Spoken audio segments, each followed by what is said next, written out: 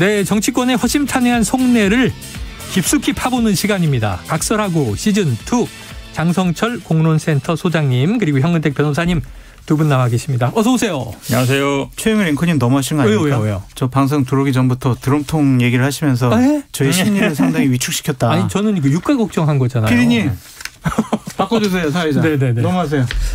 이 자리 탐내는 거예요 지금? 어떻게 알았지? 야, 무섭습니다. 방송가의 권력 벌써. 투쟁을 청취자 여러분은 듣고 계십니다.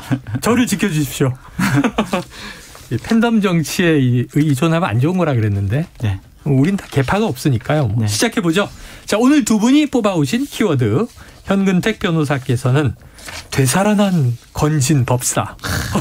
남양 특집 제목 같아요. 네. 장성철 소장님 이비화근 이재명.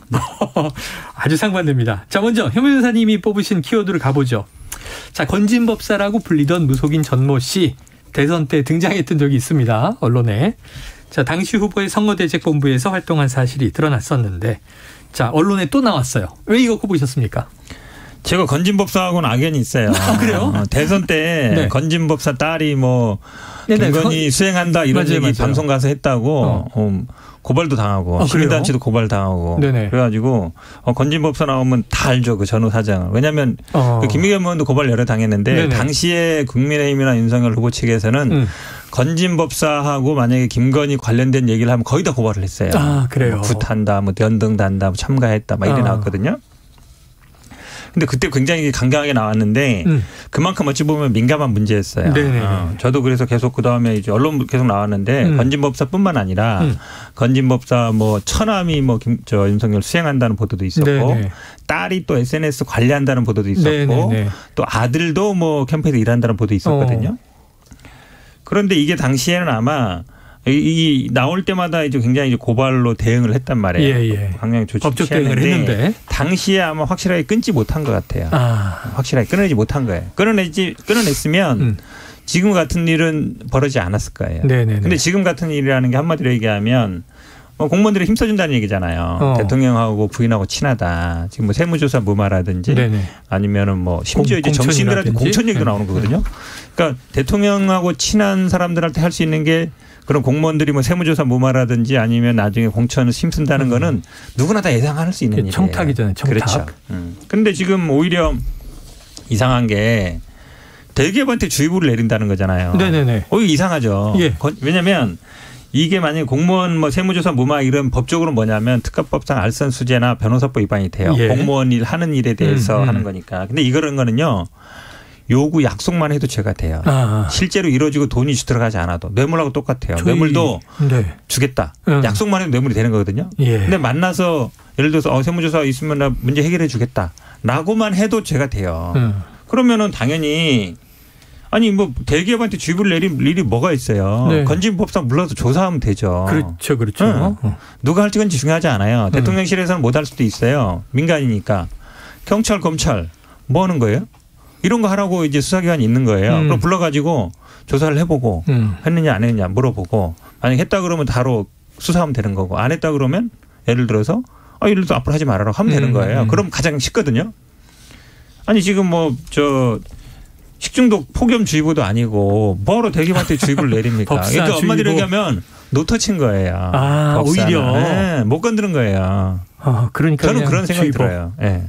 본질적인 건 해결 안 하고 곁다리만 긋는 거죠. 과거 참여정부 때 노무현 대통령이 그 형 논란이 커지니까 대기업이 우리 형 좀 가만히 놔둬라 이런 얘기 했던 적이 있었죠. 자, 지금 이 건진법사와의 연을 끊지 못해서 이런 일이 벌어지는 것이다.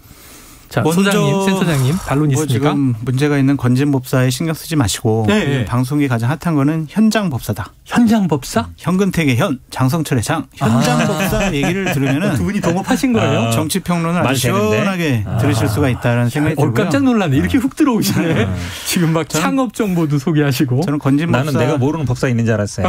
천공스승 무슨 옛날 무슨 스승 많았잖아요. 법사 많은데. 현장법사. 현장법사. 현장법사. 야, 요거 코너명이 바뀔 것 같은 불길한 예감이 듭니다. 저는 건진법사 논란 자체가 문제가 되지만 그 논란에 대해서 대통령실이 말한 것은 더 큰 문제다라고 말씀을 드리고 싶어요. 강승규 시민사회수석이 어제 이렇게 얘기를 했죠. 건진법사 논란은 어느 정부든 나타나는 현상이다. 악의적인 야당의 프레임이다. 이런 식의 인식이면 주위에서 이런 분들이 바로 하는 것들을 막을 수가 없어요. 그러니까 저는 상당히 우려스러운 거예요. 이 정부는 항상 이래요. 무슨 일이 벌어지면은 남 탓을 하거나 전 정부 탓하거나 우리는 문제 없다라는 식으로 계속 얘기를 해요.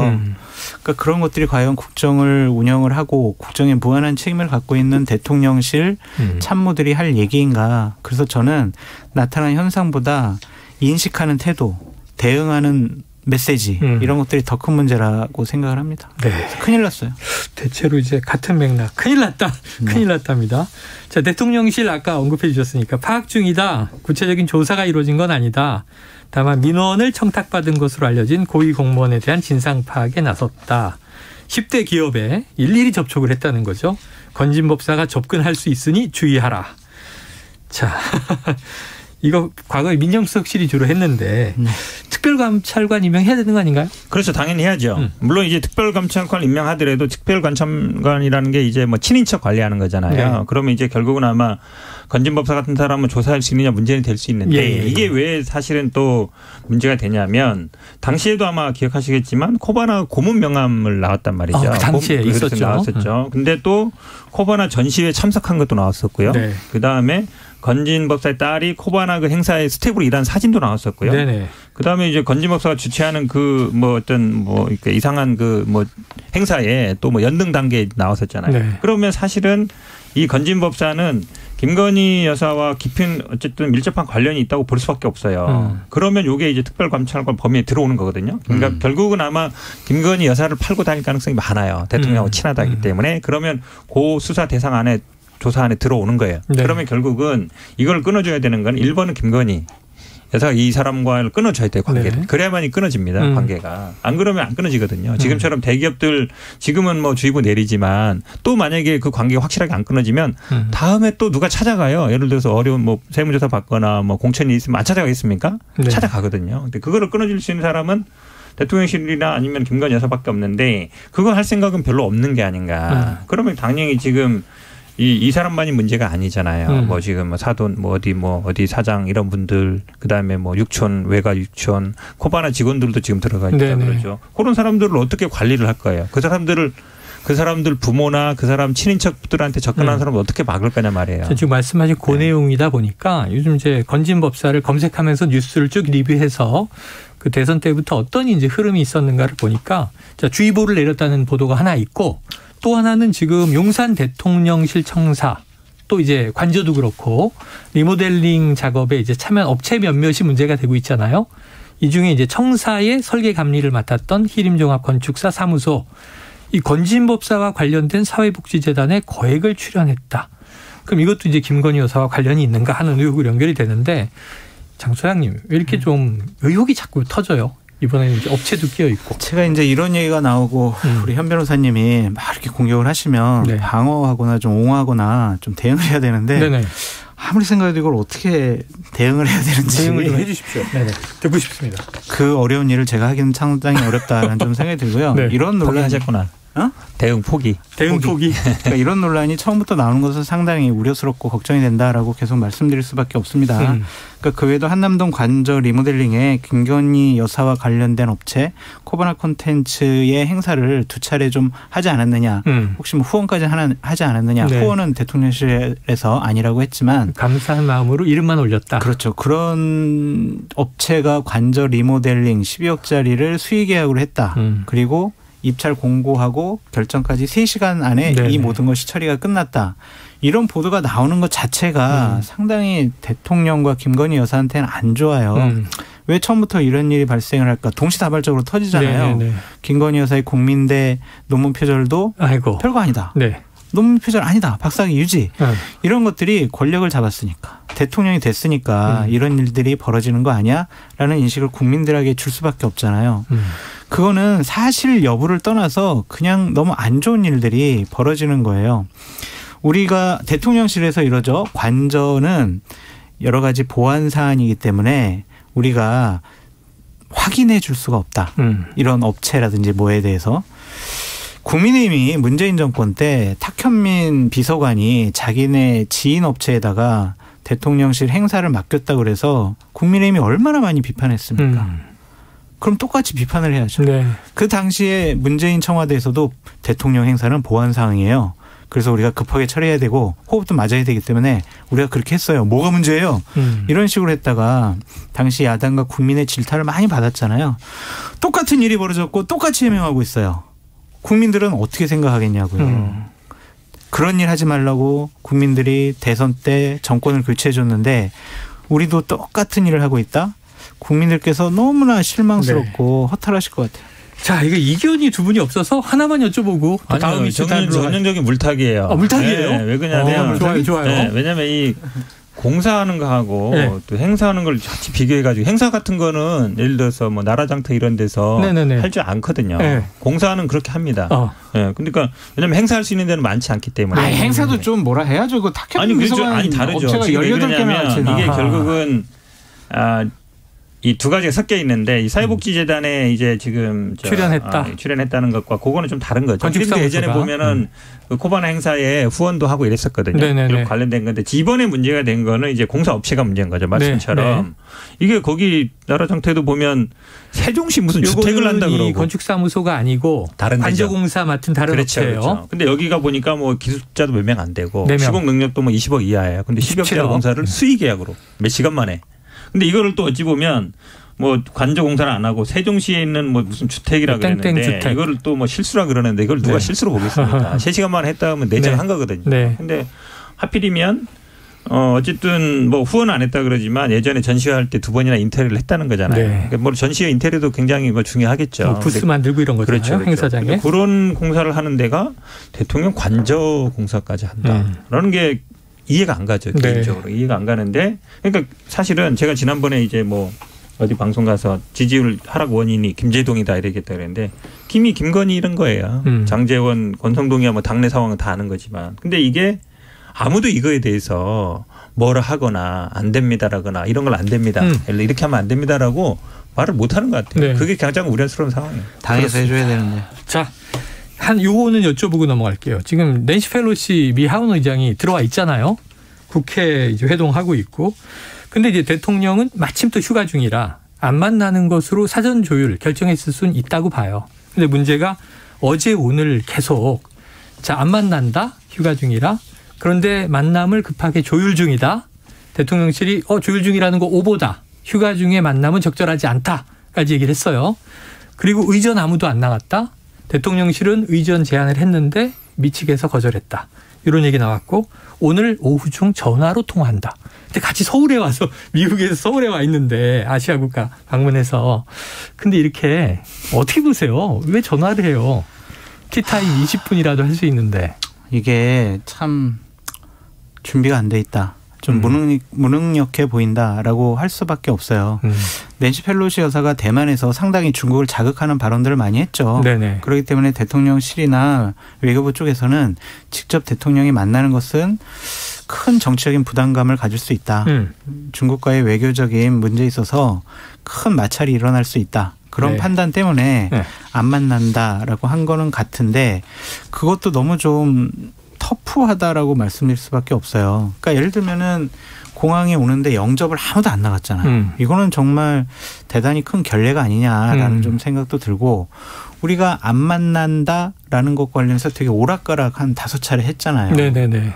그런 메시지가 미국 측에서는 어떻게 받아들일까요? 한미동맹을 강화하겠습니다라고 대통령께서 한 줄짜리 공약을 내세워서 많은 분들이 그래 문재인 정권 너무 친중 정권이었지 한미동맹 복원해야 돼라고 한 것에 많이 환호를 했었거든요. 근데 지금 나타나는 모습은 중국을 너무 눈치 보는 것이 아니냐라는 그런 생각이 들고 왜 오락가락하냐. 나토 방문에 대해서 많은 분들이 많은 언론에서 중국을 자극할 수 있어요. 가지 마세요. 라고 했는데 갔잖아요. 서구 사회, 자유민주주의 사회와 한미동맹 강화시키기 위해서 갔잖아요. 그런데 지금 보이는 모습은 또 그것과는 궤를 달리해요. 그러니까 외교가 이게 너무 갈팡질팡하는 것이 아니냐라는 생각이 들어요.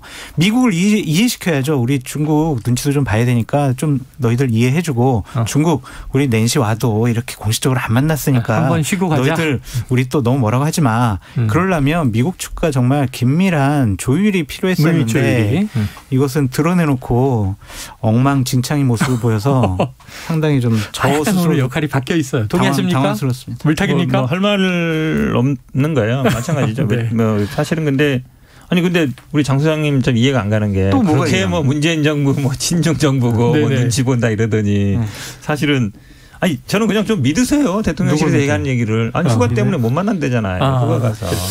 한미동맹 대학로 가서 연극도 보고 뭐 소주도 한잔 할 시간은 있는데. 연극도 중요하다. 연극도 중요하죠. 연극도 중요하다. 그런 분들이 안타까운 거예요. 네. 뭐냐면 휴가 때 연극 보실 수 있는데 낸시 펠로시가 왔는데 아무도 우리는 안 나가고 대통령은 연극 보러 가서 그 연극인들하고 술 한잔 하시는 거 좋아요. 소통하는 모습 좋은데 그런 사진을 공식적으로 풀하는 정무적인 판단. 그것들이 저는 이해가 안 간다는 거예요. 알겠습니다. 감시라는 얘기 했는데 또 직접적으로 안 하면 되죠. 그러니까 대통령실에서 제공했다고 써요. 그러니까 그런 제공을 안 해야 된다. 자, 넘어가 보겠습니다. 너무 신났네 진짜. 장성철 소장님 지난번에 오셨을 때 사법 리스크를 꼽아 오셨어요. 누구를 이제 타겟으로 한 건지 다 아실 거고. 자, 오늘은 아예 노골적으로 이비화근 이재명 이렇게 뽑아 오셨는데 먼저 육성을 좀 듣고 이야기를 바로 이어가 보겠습니다. 오늘 제가 무지하게 표현을 조심하고 있습니다. 재밌자고 얘기를 조금만 삐끗하면 그걸 가지고 침소봉대를 해가지고 재미있으라고 좀 하는 이제 그런 좀 과장된 표현 이런 것들이 문제가 자꾸 되고 있어서 앞으로는 좀 더 신중하도록 하겠습니다. 네, 저소득층이 주로 국민의힘을 지지한다. 또 무당의 나라, 의원 욕하는 플랫폼 이런 최근 이제 설화들에 대해서 재미있자고 한 이야기인데 하고 강조하면서 하지만 앞으로는 신중하겠다 이렇게 얘기했어요. 꼽으신 이유가 있겠죠? 듣는 사람들은 재미없고 본인의 정치 생명력에 대해서 위협적으로 느낀다라고. 언론에서는 이렇게 많이 얘기하는데 재미없는 거예요? 재미없잖아요. 그런가? 재밌어요. 아니 당사자들 듣는 사람들은 반 이재명 파들은 다음번에 나 공천에서 날아가겠구나. 나의 정치 생명은 끝날 수도 있겠다라는 위기감을 느낄 수밖에 없다라는 생각이 듭니다. 민주당 내의 반면 그룹이. 그렇죠. 그러니까 이재명 후보가 당대표 될 것 같아요. 하지만 그분의 그 눈은 2027년 대선을 향해 있잖아요. 대통령이 되겠다고 하는 분입니다. 그런 분이 말을 너무 가볍게 하거나 다른 사람에게 상처를 주거나 민주당의 개혁과 혁신 이러한 것이 아니라 그냥 욕설 플랫폼을 만들겠다라는 그러한 가벼운 말은 결코 본인에게도 도움이 되질 않습니다. 그것을 바로 우리는 설화 리스크라고 하죠. 본인도 느꼈으니까 앞으로 발언을 조심하고 신중하겠다라고 한 거 아니겠습니까? 세간에서는 이러더라고요. 윤석열 정권이 상당히 좀 국민에게 지지율이 좀 안 받고 낮아지고 있으니 이재명 후보가 제발 가만히만 있어도 민주당 지지율은 더 올라갈 건데 스스로 점수를 까먹고 있다. 이런 얘기를 많이 하더라고요. 그래서 저는 당대표에 대한 무게감 그리고 다음번 대선 후보라는 그 막중한 국민적인 지지와 인식에 대한 자리에 대한 무게감을 좀 느끼셔서 말을 좀 신중하게 하시라라고 말씀드립니다. 요건 두 분의 의견이 갈릴 것 같아요. 아니 말을 신중하게 해야 되는 거 맞아요. 말 신중하게 해야죠. 특히 이제 의원 욕하는 플랫폼 요 부분은 제가 보기에 당내에서도 이제 논란의 여지가 있다. 발언이 있고 본인도 제가 보기에 이 부분은 이제 사과한 것 같은데. 근데 이제 저소득층이 국민의힘을 지지하느냐 이거는 저는 어느 정도 이제 맞는 얘기다고 봅니다. 왜 그러냐면 우리가 뭐 종부세 뭐 세금 폭탄 얘기하고 이번에도 보면 종부세 수천만 원 깎아주잖아요. 수억까지 가는데 뭐 소득세는 기껏해야 몇십만 원이잖아요. 근데 이제 종부세 내는 분들이 뭐 국민의힘 지지하는 거 이해가 가요. 세금 깎아주니까. 근데 세금 폭탄이라고 막 얘기를 하면 사실 종부세 아무 관계없는 사람들도 그거에 약간 따라가는 경향이 있거든요. 그러니까 언론 얘기가 나오는 거죠. 그러니까 실제로 보면 투표 성향도 보면 그런 경향이 있습니다. 그러니까 오히려 있는 사람은 계급 투표를 하는데 없는 사람은 계급 반대의 투표를 하는 경우가 미국도 마찬가지고 우리나라도 마찬가지인데 그 부분을 지적하는 것 같고. 이제 무당의 나라는 이런 거죠. 물론 이제 지금 건진이나 뭐 천공 얘기 많이 나오지만 이제 본인에 대한 수사가 그런 거 아니냐, 기후제식 아니냐, 나올 때까지 하는 거 아니냐 그런 부분들이라서 저도 뭐 말은 이제 신중해야 된다는 건 맞지만 뭐 이런 부분들은 또 이해도 할 수 있는 부분도 있다라고 말씀드립니다. 아니 근데 지금 말씀을 들으면서 예전에 이준석 대표가 여기 왔을 때 그 징계가 나오기 전이었거든요. 네. 근데 윤리위가 기우제식 윤리위다. 네. 뭔가 시간을 계속 끌다가 터져 나올 때까지 기다리는 거다. 이런 또 표현을 써서 정치권은 그런가 싶은데 이 근데 선화. 국민의힘 쪽이나 그 저같이 이제 보수파 쪽을 지지하는 패널들 같은 경우에는 이재명 후보가 저렇게 말 실수하시면 좋아요. 당대표 되셔가지고 계속 말 가볍게 하시고 실수하시고 본인 생각대로 막 얘기를 하시면 국민들께서 야, 지도자 깜일까? 저렇게 말을 너무 가볍게 하는 거 아니야? 그런 인식을 가질 수밖에 없어요. 여당은 좋다. 저번에 말씀드린 사법 리스크와 설화 리스크가 합쳐지면은 이분은 당대표는 될 수 있지만 보다 한 단계 두 단계 참고해야 되는 정치 지도자의 반열에 오르긴 어렵죠. 요거 하나 여쭤볼게요. 근데 거칠고 직설적인 화법 거기다가 답변. 네. 어찌 보면 좀 신중하지 못하다. 네. 그래서 설화 리스크가 윤석열 대통령 도스태핑도 있고 또 이준석 대표도 뭐 한마디 하든가 SNS에 올리든가 하면 당내가 난리가 나지 않습니까? 그런 좀 유사성이 있는데 이재원 의원의 화법은 좀 다른 점이 있나요? 그러니까 제가 어제 한 언론사랑 인터뷰를 하면서 이거의 화법에 대해서 말씀을 드렸었는데 그래요? 네. 그 윤석열 대통령의 화법은 이런 것 같아요. 때와 장소를 안 가리고 본인이 하고 싶은 말은 막 찌른다. 네? 그것이 뭐 나중에 무슨 얘기 듣든 안 듣든. 이준석 대표 같은 경우에는 말도 많지만 논쟁에서 싫어해요. 절대로. 논쟁에서 지면은 본인이 패배한다고 생각을 해서 거친 표현을 써가면서까지 상당히 공격적이에요. 공격하고 제압하려고 하죠. 두 분 다 좀 적절하지가 않죠. 한 분은 대통령이고 한 분은 당대표였는데 이재명 후보는 이 두 가지를 합쳐놨어요. 본인이 하고 싶은 말 다 하고 거친 표현도 하고 논쟁에서 지는 것도 싫어하고 시도 때도 안 가린다. 더 나쁜 게 있어요. 오해가 생겼다 그러면 언론 탓입니다. 침소봉대입니다. 남 탓까지 해요. 그 저는 이재명 후보의 화법이 이 세 분 중에 화법 중에 제일 안 좋다. 반박해 보세요. 드디어 이제 본색을 드러냈다. 반박해 보세요. 본색을 드러냈다. 아니 지금 이재명 후보 4분 남기고 포문이 열리나요? 아니 이재명이 지금 뭐 때와 장소를 가리고 말하는 하는 게 어디 있어요? 엄청 가리고 있죠.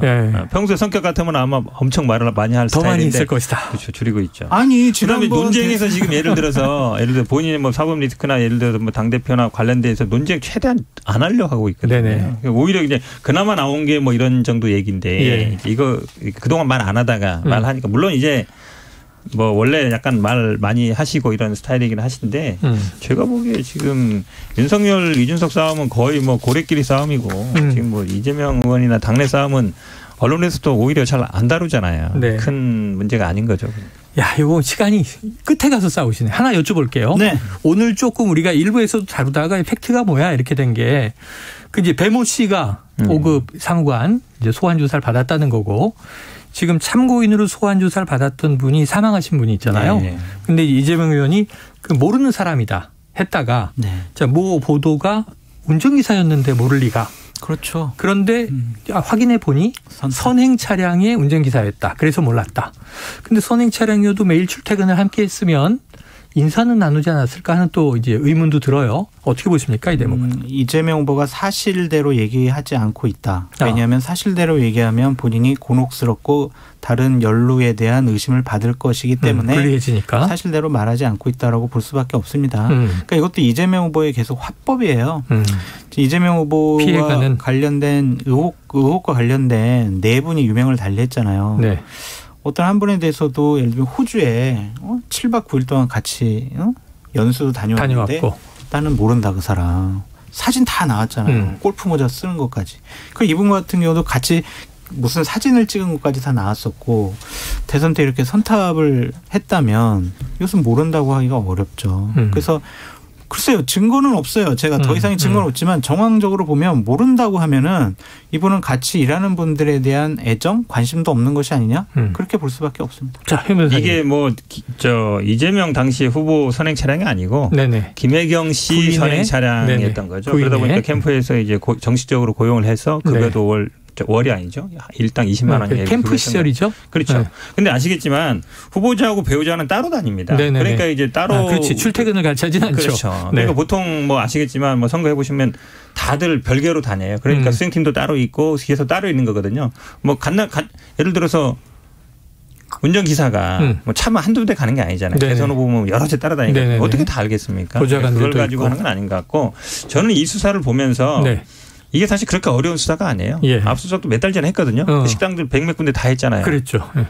그리고 이게 사실은 선거법도 아니에요. 네. 무슨 국고손실이냐 횡령 이런 거잖아요. 네. 그러니까 공소시효가 만약에 9월 9일까지라면 그런데 공직선거법은 그렇습니다. 네네네. 그럼 왜 지금 수사하느냐. 이게 사실은 논란이 된 지는 선거 때부터 논란이 됐어요. 아유, 오래됐죠. 오래됐죠. 네. 간단해요. 그 카드에서 뭐 썼는지 그다음에 핵심적인 게 배모 씨 아닙니까? 그렇죠. 그다음에 A 씨고 네. 그거 조사했으면 돼요. 지금까지 있다가 하필이면 전당대회 지금 앞두고 8월 달에 수사를 불러서 조사하는 이유가 뭐죠? 네. 저는 그게 가장 궁금해요. 정치 수사다? 아니 지금 수사 시점을 제가 보기에는 그렇게 조절하는 것 같아요. 아니 그거는 조절이 아니라 진행 상황이 그러기 때문에 주변 상황 그리고 참고인들 다 조사 끝내고 나서 네. 당사자를 부르는 거지. 처음부터 당사자 안 부르잖아요. 그래요. 이게 그러니까 제가 보니까 이 수사 얘기했잖아요. 법인카드를 잘못 썼냐 이 얘기잖아요. 압수수색 다 했단 말이죠. 그럼 바로 불렀으면요. 그냥 관심을 썼으면 일주일이면 수사 끝나는 사건이에요. 네. 근데 이게 지금 너무 2, 3월 달에 있다. 벌어진 일인데 한 대선 끝나고 바로 수사해서 되는 일인데 계속 연기만 피우다가 전당대회 앞두고 8월 중순쯤에 결론 낸다는 거잖아요. 아니 그동안 선거도 아니고 검찰하고 경찰 인사가 있었잖아요. 수사 이게 뭐 발표 간단 이렇게 시점도 간단한 수사를 미묘하다. 왜 이렇게 오래 끌어요. 자, 여기서 마무리를 해보겠습니다. 자, 끝에는 결국 싸우시는군요. 끝에는 훈훈하게 시작했는데 과연 현장 법사가 성업을 할 수 있을지 네. 지켜보도록 하고요. 자, 오늘 각설하고 시즌2 장성철 공론센터 소장 현근택 변호사 함께 하셨습니다. 고맙습니다. 감사합니다. 고맙습니다.